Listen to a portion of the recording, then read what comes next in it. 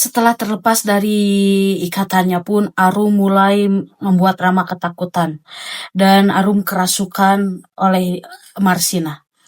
Arum berhasil membunuh salah satu teman Ruhana. Ruhana juga tak luput dari serangan saat Arum berhasil menggigit jarinya hingga terputus. Setelah itu Arum berlari keluar hingga akhirnya berhenti setelah tersenggol oleh mobil truk. Suhana menitipkan kalung dari Ruhana kepada Arum, karena sejatinya arwah itu belum merasuki atau menguasai jiwa Arum sepenuhnya sebelum ulang tahun tiba. Long story short, saat semuanya tertidur, Arum justru melihat sang ayah berdiri di luar sembari memanggilnya. Ia keluar dan memori pembunuhan itu teringat kembali dalam benaknya. Arum terbangun dari mimpi buruknya dan langsung menangis histeris ketika tahu ialah yang membunuh ayahnya sendiri.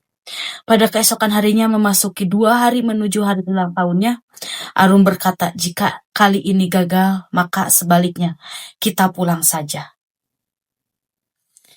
Hingga akhirnya di malam hari kemudian, mereka mendatangi kediaman dukun selanjutnya yang bernama Darajat. Lastini bingung karena orang di sana sudah tahu namanya dan kedatangannya.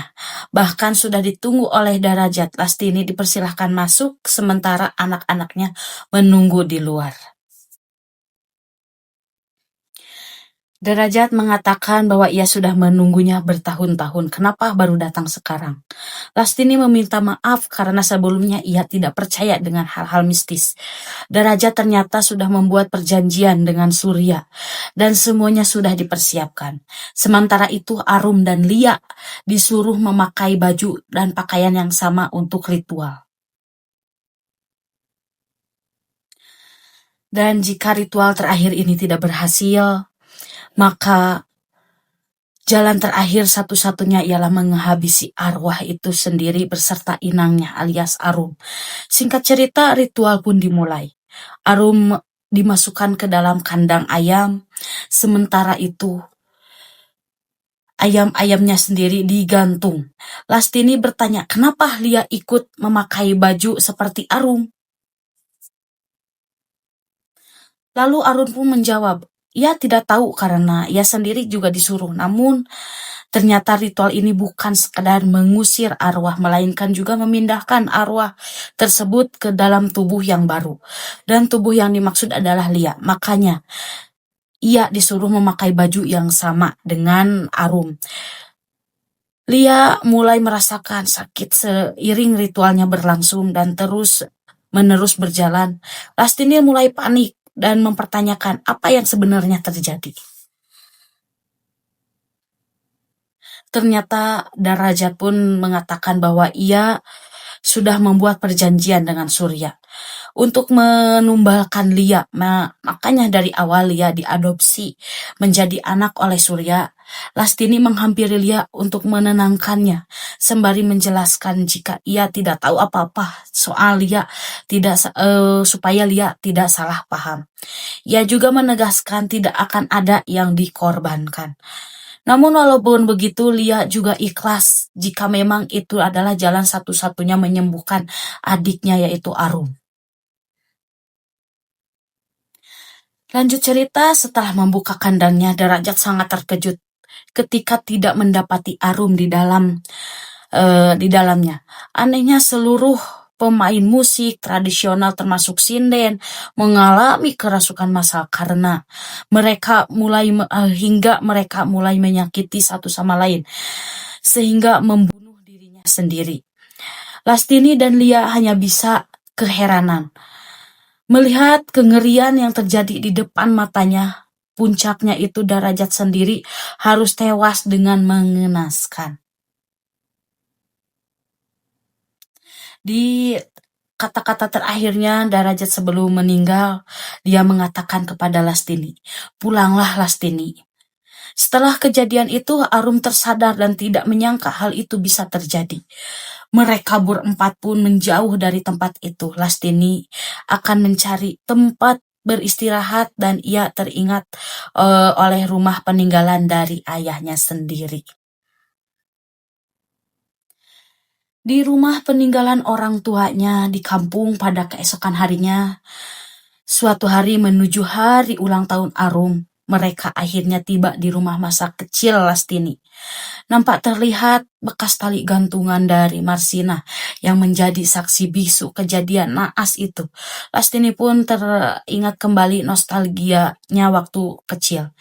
Saat Jatmiko ayahnya berpesan kepada Lastini untuk tidak dekat-dekat dengan Ida, yaitu anak dari Marsina.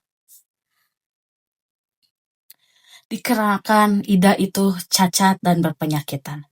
Karena besok hari ulang tahunnya Arum, mengungkapkan kekhawatiran jika besok kejadian yang menimpa ayah akan terulang kembali. Arum pun dibawa ke kamar untuk beristirahat. Baru saja mereka bertiga akan keluar kamar, Arum kembali kerasukan. Namun hal itu tidak berselang lama. Untuk itulah Arum menyuruh ibunya untuk mengikat tangannya agar dia tidak ngamuk. Ia bahkan berpesan agar ikatannya diikat lebih kencang lagi. Saat berada di luar, Lastini melihat sosok Ida melintas di depannya, seakan ada petunjuk yang hendak disampaikan. Lastini segera memejamkan matanya. Sesaat itu Jatmiko, Ranti, dan Lastini kecil sedang makan malam bersama. Tak berselang lama Marsinah pun datang. Apakah Ida bisa gabung bersama mereka? Dan diketahui pula bahwa Marsinah ini ternyata adalah istri pertama dari Jatmiko dan Ida adalah anak pertamanya. Namun Jatmiko melarang dan dengan tegas mengatakan kalau meja itu untuk orang-orang yang sehat. Tidak dahar dan mriki napa mboten lunga.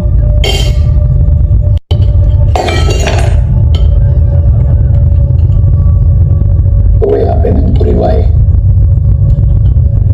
Nang kene gur kanggo wong-wong sing sehat.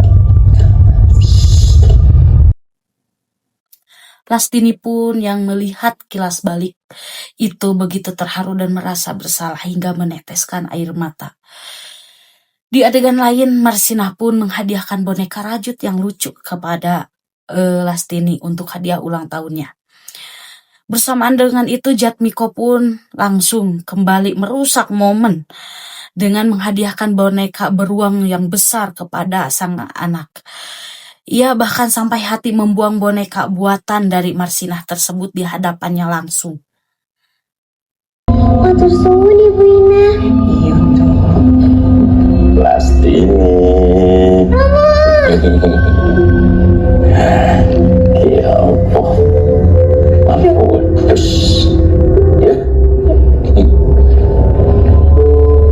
Ini kan Bapak wis bilang ojo deket-deket karo Ibu Ina.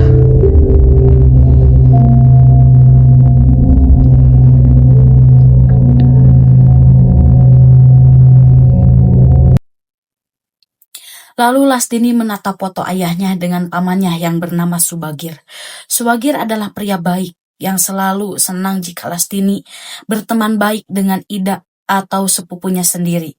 Melihat penderitaan Marsinah, Subagir menyarankan Marsinah untuk pergi dari tempat itu. Namun Marsinah pun menolak karena ia sudah merasa nyaman di tempat ini dan ia hanya berharap jika anak-anaknya ketika sudah dewasa akan tumbuh baik-baik saja. Sehingga Lastini pun merasa penasaran. Apa hubungan Paman Subagir dengan Bibi Marsinah? Orang yang menyelamatkan Lastini dari kecelakaan itu ternyata adalah Subagir. Namun ternyata otak di balik kecelakaan itu sendiri adalah ulahnya. Satu persatu kebenaran mulai terkuak di mana Subagir ternyata cinta dengan Marsinah. Cintanya itu tidak terbalas. Semua berawal dari Jatmiko yang berhasil menikahi Marsinah. Hal itu semata-mata karena hanya Jatmiko orang kaya, sementara Subagir hanya supir pribadinya. Setelah itu Marsina melahirkan seorang bayi yang kurang sehat yang diberi nama Ida. Jatmiko pun tidak bisa menerimanya sebagai orang kaya. Ia tentu tidak menerima memiliki keturunan yang cacat. Setelah itu Jatmiko menikahi Ranti, yaitu ibunya dari Lastini, adik sepupunya sendiri, hingga melahirkan Lastini. Sejak kelahiran Lastini yang sehat, penderitaan Marsinah dan Aida menjadi-jadi. Bukannya bersyukur, ia malah mencapakan mereka karena tidak ingin menjadi aib keluarga. Marsinah dan anaknya dilarang keluar rumah, hingga tinggal di kandang di belakang rumah. Karena hal itu, Ida tidak mendapatkan perawatan yang layak. Dan karena sakit-sakitan terus-menerus, akhirnya ia meninggal dunia. Dan setelah meninggalnya Marsinah, malam itu Subagir pun menggali kuburan Marsinah. Untuk menuntaskan dendamnya karena rasa cintanya kepada sang pujaan, ia ingin Marsinah balas dendam kepada orang-orang yang telah menyakiti hatinya. Keluarga Jatmiko berserta keturunannya harus merasakan dendam dari Marsinah tersebut. Ritual itu berhasil membangkitkan Marsinah. Mendengar cerita itu, Lastini memohon kepada Subagir untuk menyelamatkan Arum karena ia tidak tahu mengenau atas terjadi di masa lalunya itu.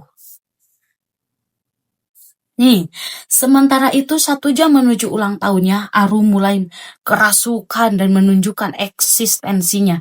Ia mulai merangkak ke langit-langit rumah hingga membuat Lia dan Rama ketakutan. Sehingga Arum melompat keluar dari plafon dan Lia kehilangan jejak hingga Lia sendiri kehilangan jejak dari adiknya, yaitu Rama. Pada akhirnya ia menemukan Rama di kamar mandi, namun sesaat ia masuk ke dalam pintu, seketika itu juga terkunci. Di sisi lain, Lastini mengikuti jejak Arum.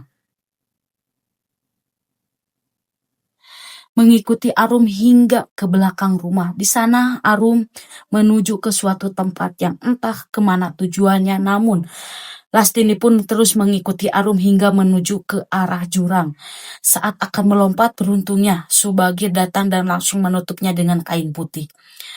Pria itu langsung membawa Arum ke sungai untuk melakukan ritual pengusiran arwah Marsinah.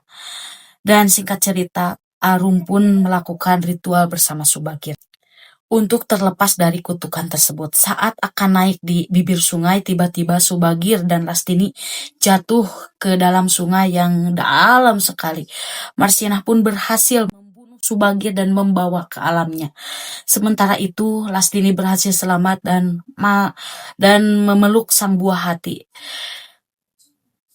Dengan perasaan haru, di 1 menit menuju ulang tahun Arum, arwah masih sempat menyerang namun digagalkan oleh Lastini.